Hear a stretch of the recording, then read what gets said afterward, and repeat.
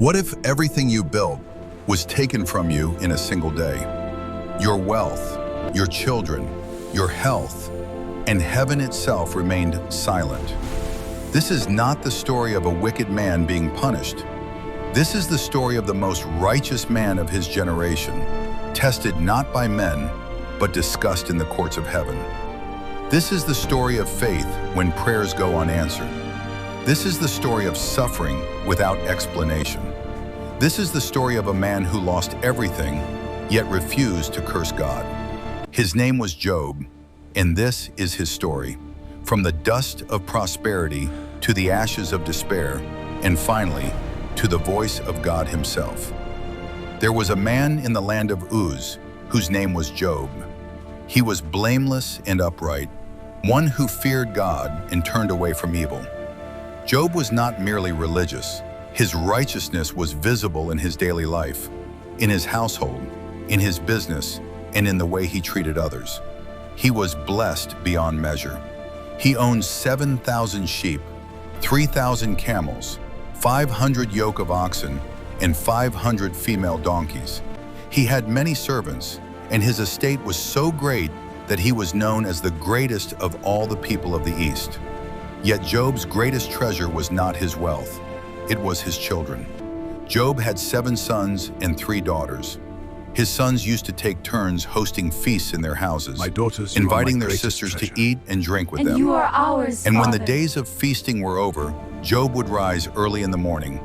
He would offer burnt offerings for each of them, not These because they gathering had sinned, but because they sharing might have joy and sinned. strengthening our Job bonds. said to himself, "Perhaps my children have sinned and cursed God in their hearts." This was Job's regular custom. A father who prayed before disaster came, a man who feared God not out of fear, but out of love. Now there came a day when the sons of God presented themselves before the Lord, and among them came Satan. The Lord said to Satan, "From where have you come?" Satan answered, "From going to and fro on the earth, and from walking up and down on it." Then the Lord said, "Have you considered my servant Job? There is none like him on the earth, a blameless and upright man who fears God and turns away from evil." Satan replied with accusation, "Does Job fear God for nothing? Have you not put a hedge around him, around his house, and around all that he has? But stretch out your hand and touch all that he has, and he will curse you to your face." Heaven fell silent. Then the Lord spoke, "Behold, all that he has is in your hand. Only against him do not stretch out your hand." And Satan went out from the presence of the Lord. That same day, while Job was unaware of the conversation in heaven, disaster began on earth. A messenger came running. The oxen were plowing, and the donkeys were grazing nearby. When the Sabaeans attacked and took them, they struck down the servants with the sword, and I alone have escaped to tell you. Before he could finish speaking, another arrived. The fire of God fell from heaven and burned up the sheep and the servants. I alone have escaped to tell you. Then another came. The Chaldeans formed 3 raiding parties and swept down on your camels and made off with them. They put the servants to the sword, and I alone have escaped to tell you. Job had not yet spoken. Then the final messenger arrived. His voice was trembling. Your sons and daughters were eating and drinking in the oldest brother's house, when suddenly a mighty wind came from the desert. It struck the 4 corners of the house, and it collapsed on them. They are dead. Then Job arose. He tore his robe. He shaved his head. He fell to the ground, and he worshipped. Job said, "Naked I came from my mother's womb, and naked shall I return. The Lord gave, and the Lord has taken away. Blessed be the name of the Lord." In all this, Job did not sin, nor charge God with wrong. Again, there came a day when the sons of God presented themselves before the Lord, and Satan also came among them. The Lord said, "Have you considered my servant Job? He still holds fast his integrity, although you incited me against him to destroy him without cause." Satan answered, "Skin for skin. All that a man has he will give for his life. Stretch out your hand and touch his bone and his flesh, and he will curse you to your face. The Lord said, Behold, he is in your hand. Only spare his life. So Satan struck Job with painful sores from the sole of his foot to the crown of his head. Job took a piece of broken pottery to scrape himself. He sat among the ashes. Then his wife said to him, Do you still hold fast your integrity? Curse God and die.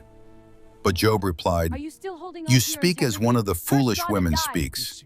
Shall we receive good from God, and shall we not receive evil? In all this, Job did not sin with his lips. Now when Job's 3 friends heard of all this evil that had come upon him, they came each from his own place. Eliphaz the Temanite, Bildad the Shuhite, and Zophar the Naamathite. They made an appointment together to come to show him sympathy and comfort him. And when they lifted up their eyes from a distance, they did not recognize him. So disfigured was his body, so broken was his posture, so deep was his suffering. They raised their voices and wept. They tore their robes and sprinkled dust on their heads toward heaven. Then they sat with him on the ground 7 days and 7 nights. No one spoke a word to him, for they saw that his pain was very great. After this, Job opened his mouth and cursed the day of his birth. Job said, Let the day perish on which I was born, and the night that said, A man is conceived. Why did I not die at birth, come out from the womb and expire? Why is light given to him who is in misery, and life to the bitter in soul? Job was not cursing God. He was cursing existence itself. He did not ask for death because he hated life, but because pain had swallowed meaning. Then Eliphaz the Temanite answered, If one ventures a word with you, will you be impatient? Yet who can keep from speaking? Remember, who that was innocent ever perished? Or where were the upright cut off? As I have seen, those who plow iniquity and sow trouble reap the same. Eliphaz believed suffering was always punishment. To him, pain meant guilt. But Job knew something Eliphaz did not. Job answered, No doubt you are the people, and wisdom will die with you. But I have understanding as well as you. I am not inferior to you. I am a laughingstock to my friends. I, who called upon God, and he answered me. Though he slay me, yet will I hope in him. Job did not understand God, but he trusted him anyway. Then Bildad the Shuhite replied, How long will you say these things, and the words of your mouth be a great wind? Does God pervert justice, or does the Almighty pervert what is right? If your children sinned against him, he delivered them into the hand of their transgression. The words struck Job like daggers. Not only had Job lost his children, his friends suggested they deserved it. Job answered, How then can a man be righteous before God? If one wished to contend with him, one could not answer him once in 1,000 times. For he crushes me with a tempest and multiplies my wounds without cause.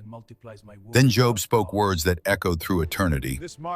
Even now, behold, my witness is in heaven, and he who testifies for me is on high.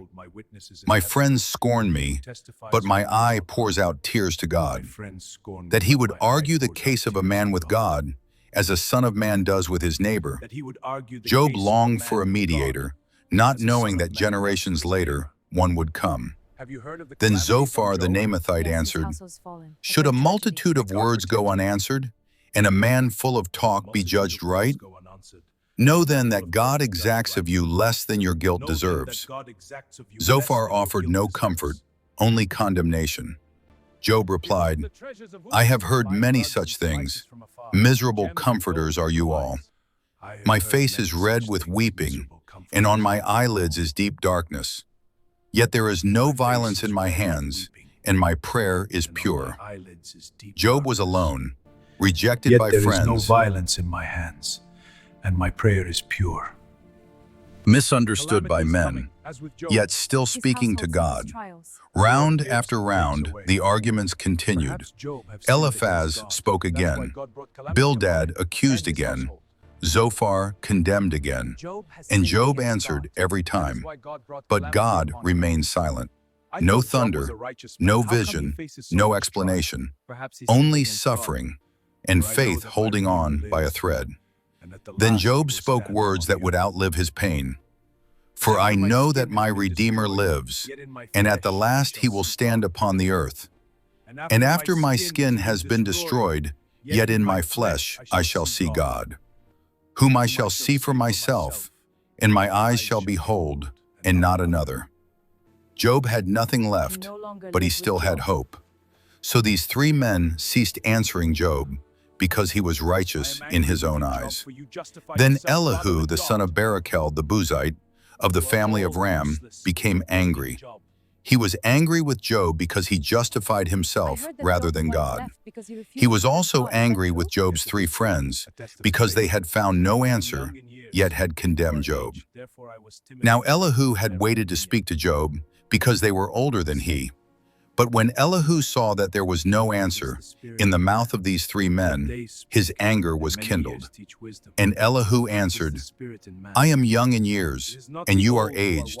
Therefore I was timid and afraid to declare my opinion.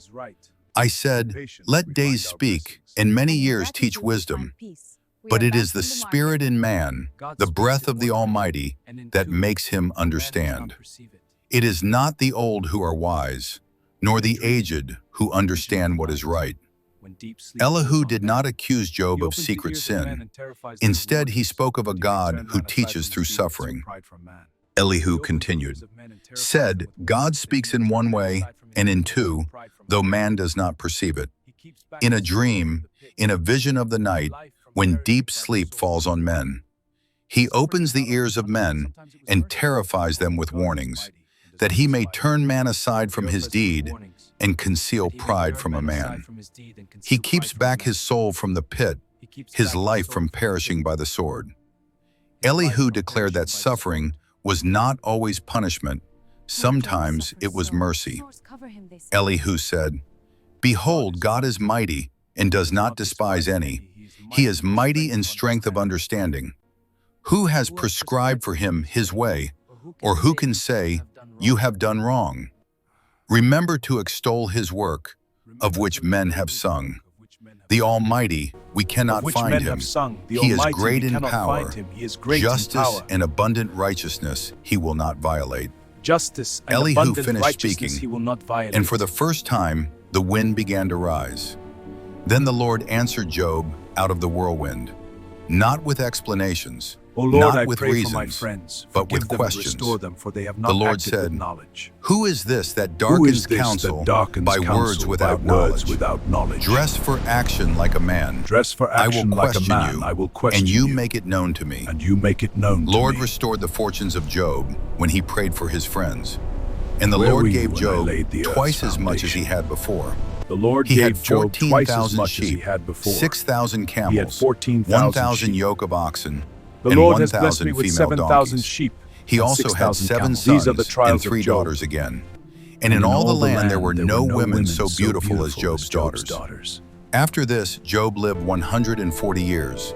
He saw his sons and his sons' sons, 4 generations. And Job died, old and full of days. Please subscribe to this channel. Job lived 140 And if you are years, touched by this 4 story, generations. please comment, Job like, died and old share. and full of days. Thank you for watching, and God bless you.